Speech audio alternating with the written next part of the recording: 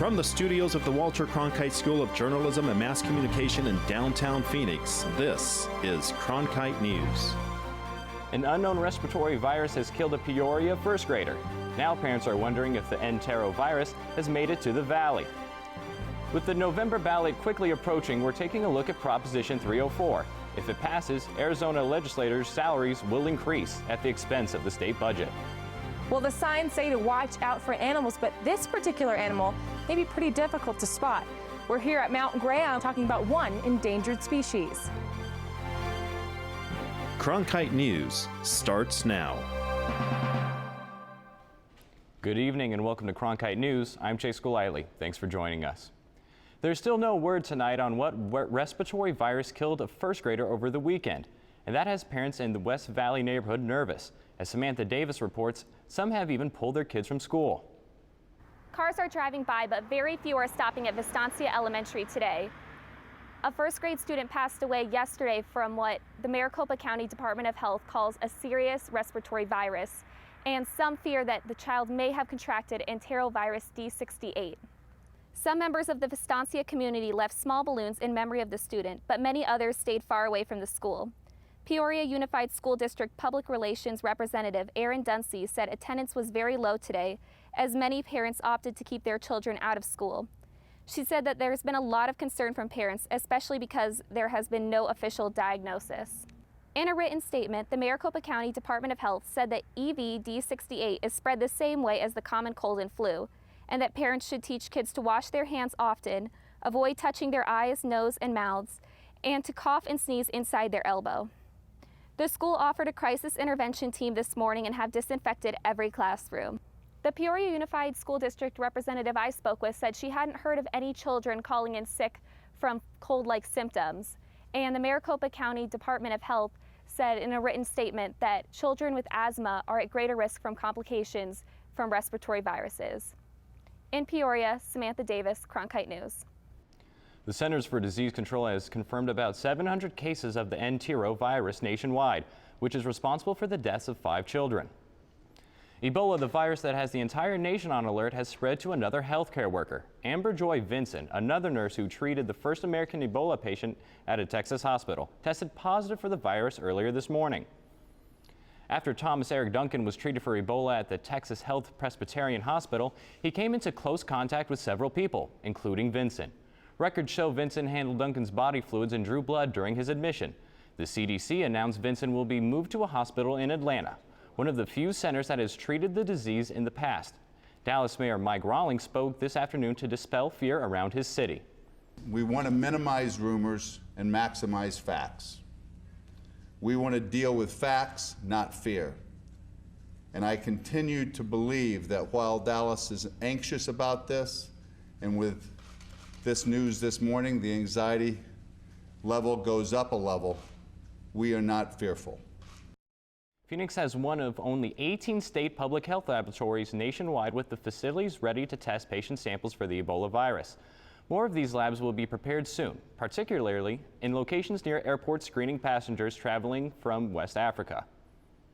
Today, the troubled U.S. Veterans Affairs Department announced the firing of 4 senior executives following allegations of delays in care and inaccurate patient waiting lists.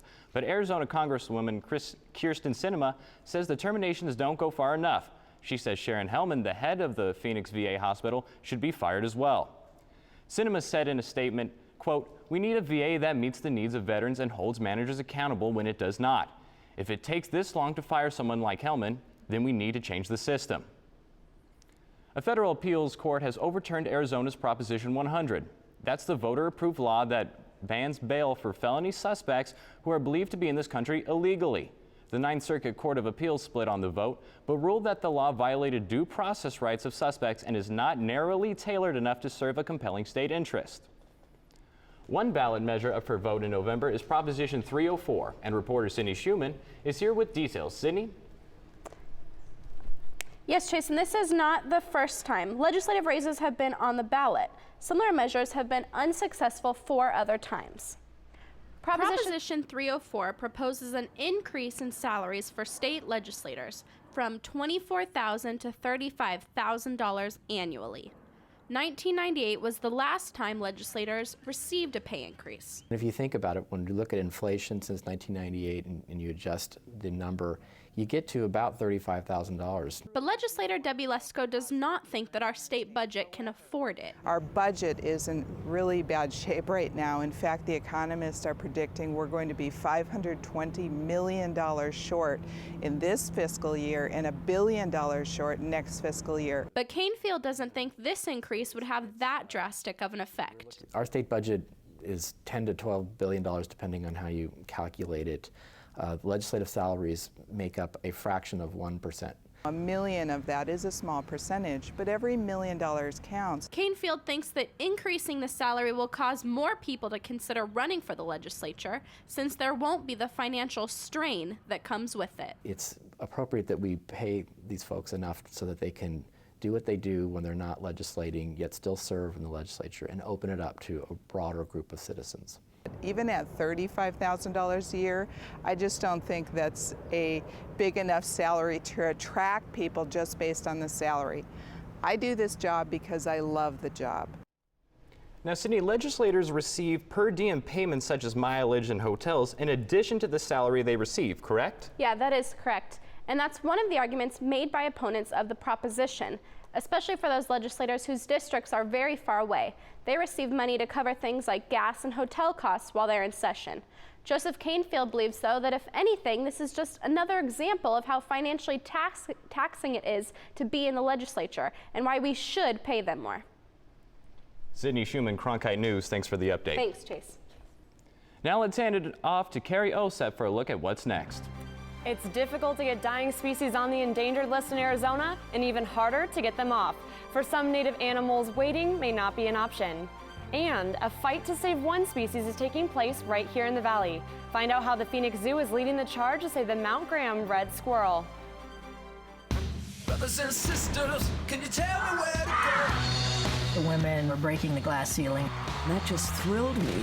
We're traveling back in time to help solve family mysteries. No way! That's amazing. A new deal for the American people. We wouldn't be who we are without them.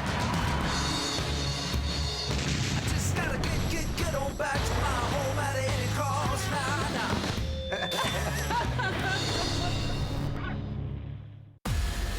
Who were the people that got us from there? A world without glass, clean drinking water, time, or light. To here. These were hobbyists, garage inventors, and obsessive tinkerers. These are people who actually made the modern world, who set off an amazing chain reaction of ideas.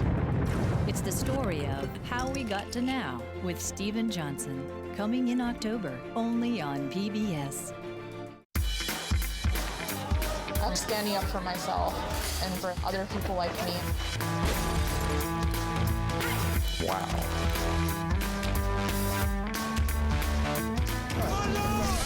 This is a bit odd. Are you okay? It's kind of insane, but in a good way.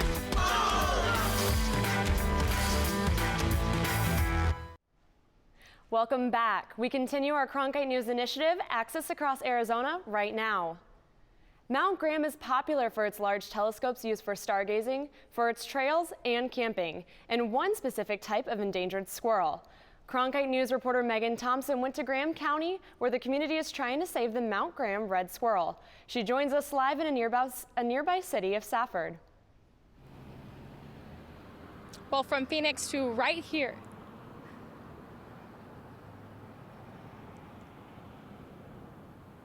Well, from Phoenix to right here in Graham County, state officials are coming together to try to save the Mount Graham red squirrel. Now, even though they're incredibly difficult to spot, the efforts to save them are out in full force. Hidden among the trees, a small number call this place home. And they're very important to humans on this mountain because they are an endangered subspecies.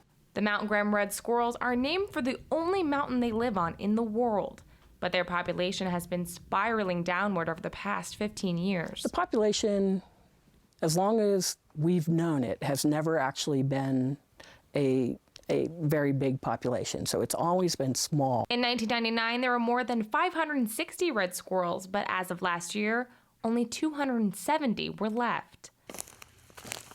Now, walking among the forests and the trails here at Mount Graham, it might be incredibly difficult to spot one of those red squirrels.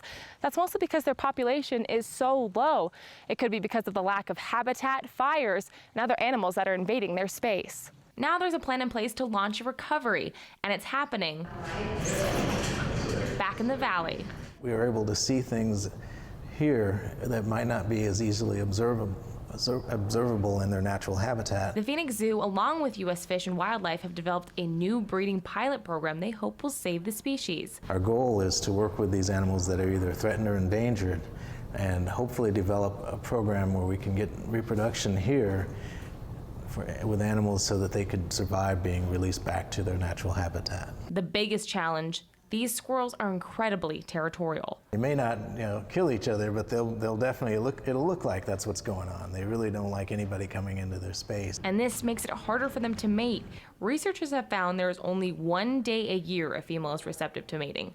And in that day, there's only an 8-hour window. In the wild, when they chase each other away from their territory, they have a long way to run. In the breeding facility, the squirrels are in single cages to prevent aggression.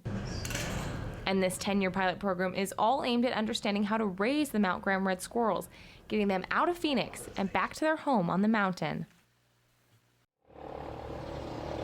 Now we're joined by district biologist Ann Casey. Now, Ann, you go up on the mountain every year and count these squirrels. What's that process like? Well, we don't count the squirrels specifically. Each red squirrel has a midden, which is where it stores its cones for lasting over the winter. So we go to each midden location for about 200 of the squirrels. We assess their activity levels, and then we extrapolate that to the population to come up with an estimate. And what about the conservation efforts? Do you think they are actually going to be successful and save these animals? Well, if we put enough of them together, yes. We've got a Peñaleno Ecosystem Restoration Project that we're doing in conjunction with the National Wild Turkey Federation, and that's thinning to reduce fire risk to the species, insect risk. And then the University of Arizona is also doing some research to assess the removals of non-native squirrels to help the red squirrels. Well, if you want to learn more about the Red Mountain squirrels, you can go to CronkiteNewsOnline.com and learn more. Live in Graham County, Megan Thompson, Cronkite News. Thanks, Megan. And the Mount Graham red squirrel is only one of dozens of endangered species throughout the state. Cronkite News Washington reporter Brittany Bate is here to tell us how Arizona stacks up nationally. Brittany? Arizona is near the top of the list. It has the 8th highest number of endangered species in the entire country, which is sparking some discussion about what can be done to change that. You've got deserts, you've got sort of forests. From the mountaintops in the north to the vast deserts in the south. Arizona actually has a lot of diversity to begin with, so there's a wide range of habitats. Which makes it hard to reduce the number of endangered species in Arizona. I think if there's more reasonable sort of planning and sort of long-term vision, you might see that number sort of plateau. That planning process usually begins with a petition sent to the U.S. Fish and Wildlife Service. To list species that are threatened or endangered of extinction, as well as get them to the point where they're recovered so we can remove them. But before species can be removed from the endangered list, they need to be added. And therein lies the problem. Well, it can take a long time. Best case scenario, a species is added to the list in about 2.5 years. But some wait. Many endangered species spend years, if not decades, waiting for protection. We have statutory timeframes, but we're largely driven by our workload and our funding, and it just takes time. Time that some say is a luxury they don't have. In reality, you know, it's going to take a long time to recover a lot of these species. The U.S. Fish and Wildlife Service is working on making the process of listing endangered species easier, but they do feel that the current process is effective. Live in Washington, D.C., Brittany Bate, Cronkite News. Now let's hand it over to Michael Gordon with a look at what's coming next on Cronkite News. The airport can be a confusing and stressful place for many, especially for those with Reaching Arizona's autism. communities Find out how uncovered one by mainstream organization is media. working to fix their stress with a visit to Sky Harbor.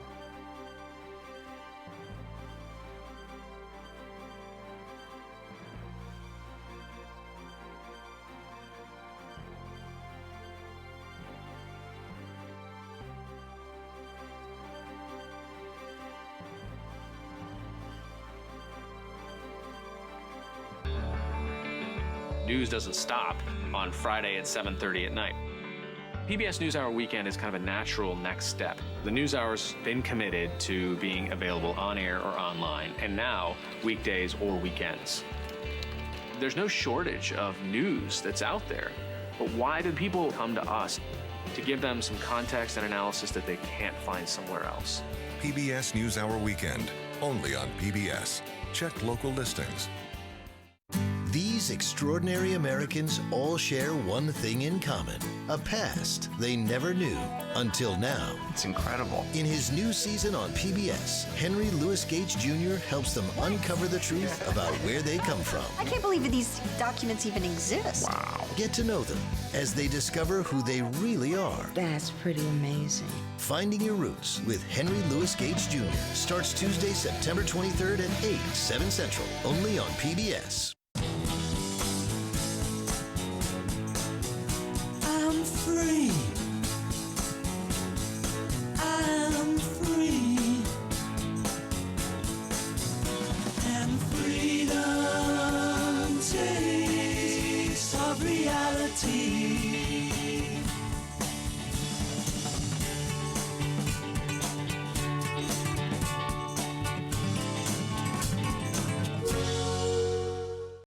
Reaching Arizona's communities uncovered by mainstream media. Discovering the untold stories of our state's women, men, children, and change makers. We're taking a look at what's making news across Arizona. This is the Cronkite News Initiative, Access Across Arizona. Live coverage of topics that matter and people who make a difference. Delivered to the homes of Arizona PBS viewers like you. Access Across Arizona is made possible by Women and Philanthropy. Welcome back to Cronkite News. The tallest residential building in downtown Phoenix is in development, and it's planned to be 34 stories tall. Joining us now street side with updates on this city development is reporter Colton Krolak. Colton? Thanks, Michael. Right now, a transit center is sitting at the spot where the high-rise is expected to go. It just seems to clear out when the workday is over. But hundreds more may soon be able to call downtown Phoenix home. Downtown. This is a high-rise rental project of about 475 units, and right in the heart of downtown at Central Station. It's Central and Van Buren. The $82 million project is being called the Phoenix Central Station. In addition to the apartments, it's expected to include a huge commercial space, even a dog park. But this is much bigger than just a new building. Well, you know, obviously we're not as large of a downtown as a place like Chicago or some other cities of that size. But really what we are is a city that's rapidly catching up to a lot of the great urban environments out there, the Denvers, the Seattles, and so forth. We've got a ways to go, we know that. But really one of the key things for making things successful in downtown is having a large residential population. Downtown resident Wes Wagner moved to Phoenix from the Windy City. His major complaint? The lack of grocery stores. To get food or something, like the closest grocery store here is at least a mile and a half away. You got to drive to it. And quite honestly, it's sort of the chicken and egg for grocery stores. Do I have enough people to shop there before I open the store? But we want to get people down here living here, so they want a grocery store. So it's kind of this sort of how do we get to that point? But we're pretty close with 9,000 people living down here. And with more businesses moving in, well, I think that there's a lot of potential here. Lots of potential without the Chicago price tag. Apartments in Phoenix Central Station range from $800 to $1,600 a month. Average prices in Chicago, more than $2,000 a month. Live in Phoenix, Colton Krolak, Cronkite News. Well, flying can be a rough ride for children with autism, but as Sierra Oshrin reports, one advocacy organization is hoping to change that. That's right, Colton. The Arc of Arizona and Phoenix Sky Harbor are trying their best to alleviate some of the stress these families face when traveling by air, and they're doing it through practice. You know, as a father of a 16-year-old autistic boy, my family early on worked our way through this process, and we've flown many miles since then, so it is possible. And we enjoy some great travel experiences at this time. Not all of them are smooth, but over time we've been able to figure out the best way to make it happen. Flying can be scary for children, but the unpredictability of flying for a child with autism can be downright terrifying. That's why the Arc of Arizona put on Wings for Autism, an airport rehearsal. Over 90 families were able to go through security and board a plane, which was then taxied down the runway at Phoenix Sky Harbor. Yeah, we had a great time today. It was such a great opportunity for him to be able to come and experience the airport and, you know, the noise of the airplane and see what it's like, so that when we come and actually fly, then, you know, he'll be more comfortable and won't get so overwhelmed. Though this is a national initiative, this was the first Wings for Autism event to be held in Phoenix. Oh, I think we more than accomplished what we were surprised at the turnout, the response that we even had here. And we had a huge turnout. Look at all the green shirts we had. We had a huge turnout of volunteers, and I think it was completely successful. Looking forward to the next one. 5 more programs are planned in the next few weeks in cities ranging from Anchorage, Alaska to Washington, D.C. Sierra Oshrin, Cronkite News. Some school children from Flagstaff are heading home after a very special lunch at the White House. From Flagstaff, Arizona, where are you guys? Students from the Star School, a charter school near the southwest corner of the Navajo Nation, joined the First Lady in a harvest of the White House gardens. They joined other students from California and Ohio who were selected from schools that teach about healthy eating through their own school gardens. After the hard labor, the children joined White House chefs in preparing a late lunch in the East Room. And now back to Chase to see what's coming up. The Phoenix Zoo has welcomed a new baby to one of its popular exhibits, and this birth provided visitors with more than just a chance to see the little guy. They could support orangutan conservation efforts too.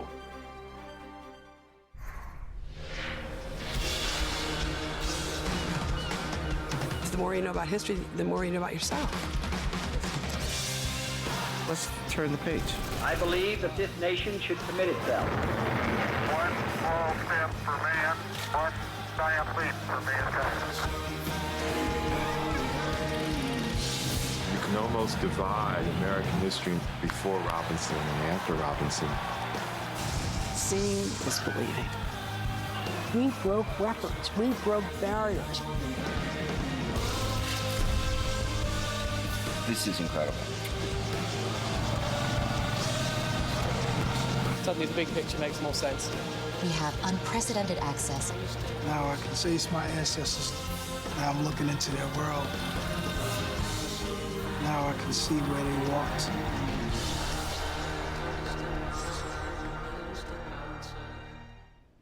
Welcome back to Cronkite News. Our temperatures across the state are continuing to drop, but just how low will they get? Elle Johns is here to fill us in on what we can expect for the rest of our work week. We are seeing cooler temperatures out there and beautiful fall weather. Right now in Phoenix, we have 89 degrees with variable winds at 6 miles per hour. But we are seeing a mix of sun and clouds. Some of those clouds are from Tropical Storm Anna. Right now, it's in the Central Pacific, making its way north to the Hawaiian Islands. But by Saturday, it will have developed into a Category 1 hurricane and is predicted to hit the Big Island of Hawaii. But back here in Arizona, we're really just going to see cloud coverage from the storm. We're not going to get much rain, but we are going to see some hazy days. Those clouds are cooling off temperatures around the state. Right now in Flagstaff, we have 65, up in Page 75, and out in Winslow, 77 degrees. Now in the valley, temperatures are in the 80s. In Scottsdale, we have 88, in Mesa, 86, and in Tempe, 89 degrees.